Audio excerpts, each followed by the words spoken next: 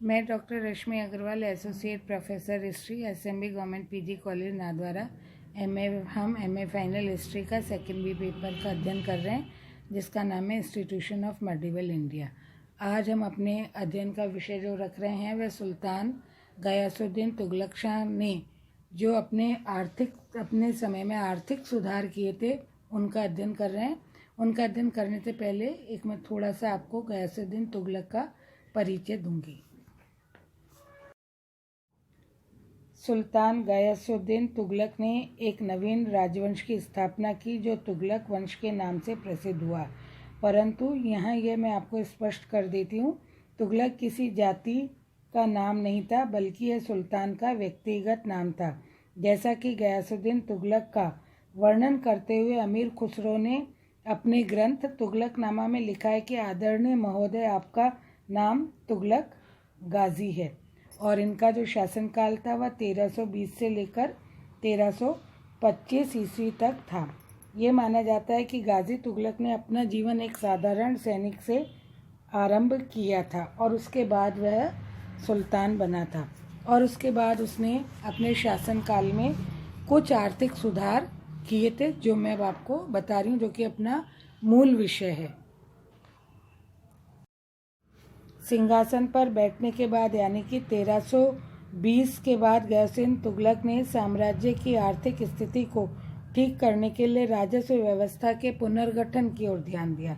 उसने राजस्व सुधार की एक ऐसी व्यवहारिक योजना बनाई जो मूल रूप से अलाउद्दीन खिलजी की कठोर प्रणाली और उसके उत्तराधिकारियों की अत्यधिक उदार प्रणाली के बीच मध्यवर्ती समझौता लग रही थी।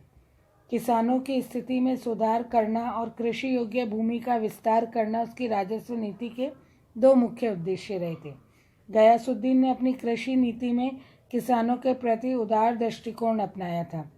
इतिहासकार बर्नी मानते हैं कि अपने राजस्व अधिकारियों को सुल्तान ने यह आदेश दे रखे थे कि किसानों से ऐसा व्यवहार किया जाए कि वे इतने न तो समृद्ध हो जाएं कि वे विद्रोह करने की सोचने लगे और न ही वे इतने गरीब बना दिए जाएं कि खेती करना ही छोड़ दें। उसने यह भी आदेश दिया कि अनावृष्टि या कोई अन्य प्राकृतिक आपदा के कारण फसल की क्षति होने पर किसानों को भूमि कर में आवश्यक रूप से कुछ न कुछ छूट अवश्य दी जाएगी। संभवतः किसानों से पहले की भांति उपज का 1/3 भाग लेने के लगान के रूप में वसूल किए जाने लगा था। इसके साथ ही उसने यह भी आदेश दिया था कि एक वर्ग ने 1 इक्ता यानी कि प्रांत के राजस्व में 1/10 या 1/11 से अधिक वृद्धि नहीं की जाएगी। उसने अलाउद्दीन द्वारा भूमि की पैमाइश के आधार पर लगान निर्धारण करने के तरीके को समाप्त करने की जगह पर बटाई प्रथा यानी कि गल्ला बख्शी को लागू किया था। अलाउद्दीन की भांति गयासुद्दीन इस बात में विश्वास नहीं करता था कि खूत और मुकदम आदि राजस्व अधिकारियों के साथ कठोर व्यवहार किया जाए और उनके साथ साधारण किसानों के समान व्यवहार किया जाए। अतः उसने उनके विशेषाधिकारों को जो अलाउद्दीन ने उनसे छीन लिए थे पुनः उन्हें दे दिया था, एक तरह से स्थापित कर दिया था, तथा उनके खेतों और चरागाहों को करमुक्त बना दिया था। राजस्व अधिकारियों जैसे कि मुत्सर, कारकून, आमिल आदि के प्रति भी गयासुद्दीन ने उदारता का ही व्यवहार दिखाया था। वह अलाउद्दीन की भांति इन राजस्व अधिकारियों के साथ बकाया रकम वसूल करने के लिए अतिशय कठोरता बरतने या उनको उत्पीड़न करने के पक्ष में बिल्कुल भी नहीं था। उसने यह आदेश जारी कर दिया था कि यदि कारकुन और मुत्सरिफ एकत्रित किए गए भूमि कर में से 1 या आधा प्रतिशत तक रख लेते हैं तो इसकी वसूली के लिए उनके साथ कठोरता या बर्बरता नहीं बरती जाएगी, किंतु अगर वे इससे अधिक रख लेते हैं तो इसके लिए उनका अपमान ही नहीं किया जाएगा बल्कि शारीरिक यातनाएं भी दी जाएंगी।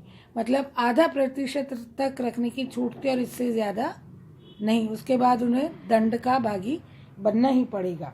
इस प्रकार राजस्व व्यवस्था में उपयुक्त सुधारों को लागू करके गयासुद्दीन ने किसानों, स्थानीय हिंदू राजस्व अधिकारियों और सरकारी राजस्व कर्मचारियों को संतुष्ट और सुखी बनाए रखने का प्रयत्न किया था।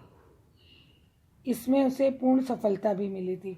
किसानों की स्थिति में सुधार हुआ तथा कृषि योग्य भूमि में वृद्धि हुई। कृषि में सुधार के फलस्वरूप राज्य की आर्थिक स्थिति सुदृढ़ हुई और जो राजस्व था वह भरने लगा। खजाना जो था गयासुद्दीन का धीरे धीरे वह भरना आरंभ हो गया था। इसी के साथ हमारा आज ये अध्ययन यहीं समाप्त होता है।